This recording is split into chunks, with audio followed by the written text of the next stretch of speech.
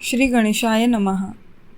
नामधारक सिद्धयोग्याला म्हणाला, महाराज, श्रीपादयती सूक्ष्मरूपाने कुरवपुरातच राहिले असे आपण सांगितले.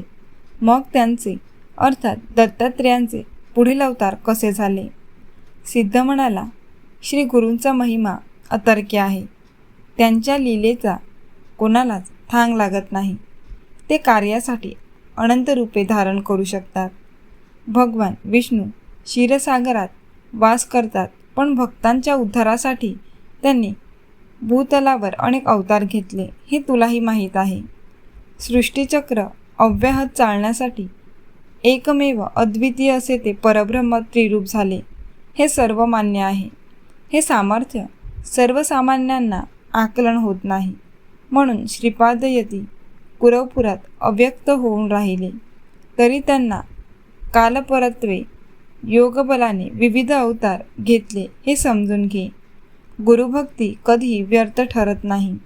जो अत्यंत आपुलकीने श्री गुरूंची सेवाभक्ती करतो, त्याच्यावर दृढ विश्वास ठेवतो, त्या भक्ताला ते अहोरात्र जपतात, त्याची काळजी घेतात.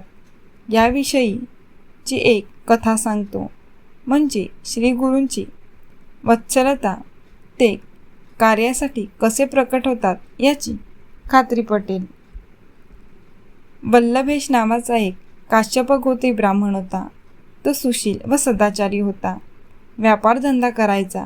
तो श्रीपादांची भक्ती करायचा. त्यांच्या दर्शनासाठी प्रत्येक वर्षी कुरवपुरास यायचा. एकदा तो व्यापारासाठी निघाला. या खेपेत चांगला नफा झाला तर गुरुस्थानी 1000 ब्राह्मणांना भोजन द्यायचे असा त्याने मनोमन संकल्प केला होता. मार्गामध्ये तो श्रीपादांचेच ध्यान करत होता. श्रीगुरूंच्या कृपेने त्याच्या मालाची गावोगावी उत्तम विक्री झाली. त्याला अपेक्षेपेक्षा जास्त नफा मिळाला. ती द्रव्यराशी घेऊन तो कुरवपुरास निघाला.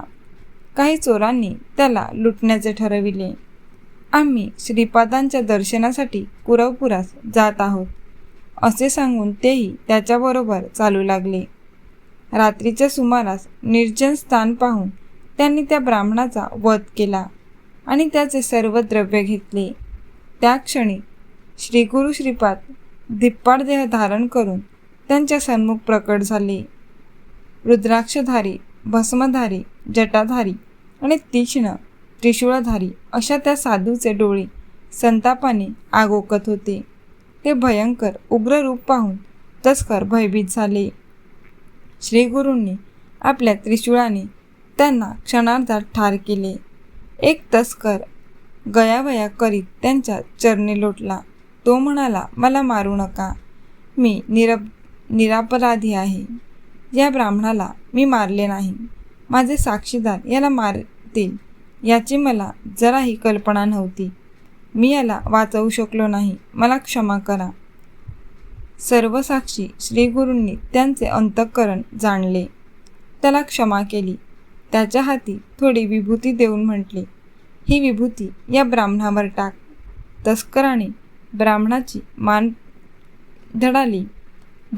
धडाला लावली आणि ती विभूती तेथे प्रोक्षण केली. तर काय आश्चर्य! तो गुरुभक्त ब्राह्मण तत्काळ उठून बसला. श्रीपादयती एकदम अदृश्य झाले. जिवंत झालेला वल्लभेश ब्राह्मण त्या तस्कराला विचारू लागला, तू मला का धरले आहेस? या सर्वांना कोणी मारले? तस्कराने त्याला आधी घडलेली सर्व हकीकत सांगितली. तो म्हणाला, शंकरासारखा दिसणारा एक तेजस्वी येथे आला होता. या तस्कराने तुला ठार करून तुझे धन चोरले, म्हणून त्याने यांना मारले, तुला जिवंत केले. तो येथेच उभा होता. आता कोठे गेला काही कळालेच नाही. तुझी भक्ती थोर म्हणून तो तुझ्या रक्षणासाठी धावला. हे ऐकताच ब्राह्मणाला मोठे आश्चर्य वाटले.